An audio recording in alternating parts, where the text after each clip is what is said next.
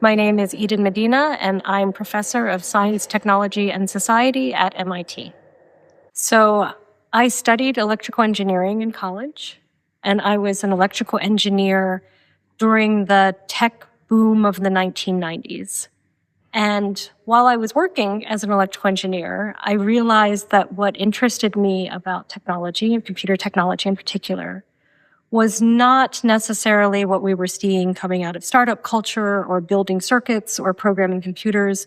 I was really interested in understanding the relationship of digital technologies, computer technologies, and how they shaped power relationships, how they shaped cultural relationships, social relationships. And so because of that, I decided that I wanted to train as a historian to really be able to understand the nuances of why we have the kinds of technological systems that we have today, recognizing that they were one choice among many. Later on, I wanted to understand computing technologies not only in the context of the United States, but in the context of the Latin American region where I'm from. And so that took me on a larger journey to look at the history of computing in Chile. Overall, it has been an ongoing attempt to understand how computers and digital technologies form part of political processes, social processes, and shape human relationships.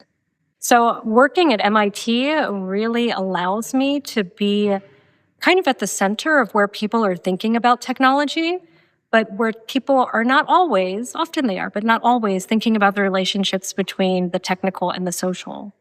And so I feel that the ways that I think about technology as a historian of technology can make a contribution to those communities, and especially in teaching, where you're thinking about how to teach the next generation of engineers and computer scientists how to build the kinds of systems that will help make the kind of society that we want. So people think of MIT as an engineering institution, and it certainly is. But all students have to complete a series of what are called SHAS requirements, so requirements in the School of Humanities, Arts, and Social Sciences. So it basically works out to a minimum of 2 classes per year in the humanities, arts, and social sciences. So MIT students are being trained in science and math and computing and engineering, but they also are being trained in the humanities and social sciences. I just finished opening an exhibition in Barcelona called How to Design a Revolution, which is on the history of graphic and industrial design in Chile. And as part of the exhibition, we reconstructed full-scale a cybernetic operations room that was built in Chile from the 1970s. And not only did we rebuild it in form, we rebuilt it in terms of function. So it is actually fully functional. So right now, some of my favorite source materials are the materials that allowed us to make that reconstruction come to life. In particular, this means design drawings. It means texts where some of the designers are talking about how the system was made.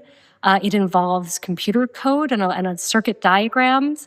But in essence, all of these sources that allowed us to bring a space for cybernetic control from the 1970s to be able to bring it back to life and share it with members of the public. I would say in the context of digital inequalities, one of the challenges to source material is that sources that talk about experiences of those who are in situations of digital inequality, oftentimes their stories are not in the archive, right? They're absent in the archive, or they're not recorded in the typical ways that historians might go to learn about the past. So I would say a challenge is to try to find that greater diversity of source material that may not be in archival documentation. For me as a historian, I have found great value in oral histories as a way to supplement our understanding of the historical record and broaden the kinds of stories that we know about. And oftentimes, when you do oral history interviews, you get access to the personal archives of the people themselves.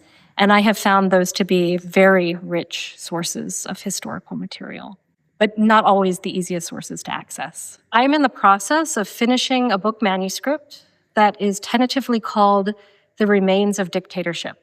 And it is looking at a particular case in Chile where scientists who were working for the State Medical Legal Service identified a large set of human remains that belonged to victims of human rights crimes in Chile during the Pinochet dictatorship.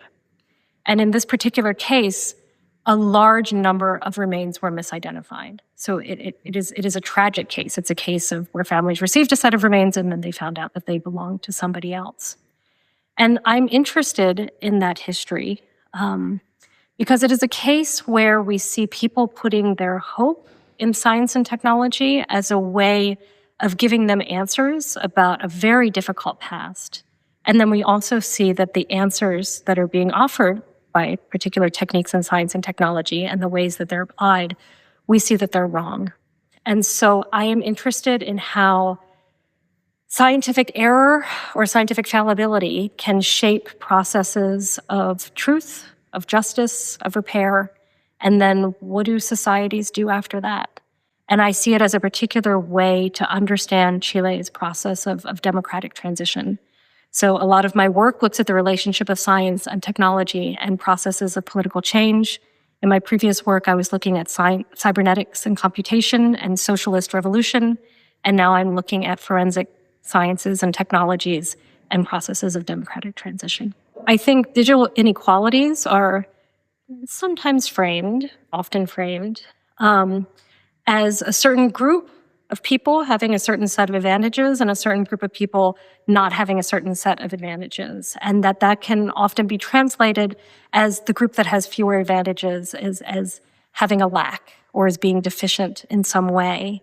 And I'm hoping, that through my work and the work of others in the group, that there is an ability to make it clear that while certain advantages and disadvantages can be conferred with, access or use of digital technologies, that is really only a small way to understand the richness of different social and cultural forms of life.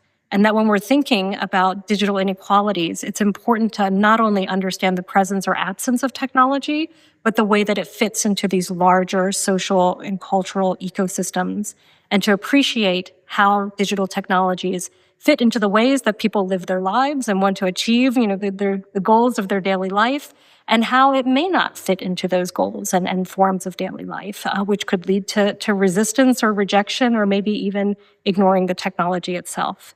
So it is perhaps the message that I want to leave is that it is not only about the presence or absence of technology, but the ways that technology fits into the richness of people's lived experiences and what they do with it once they have it.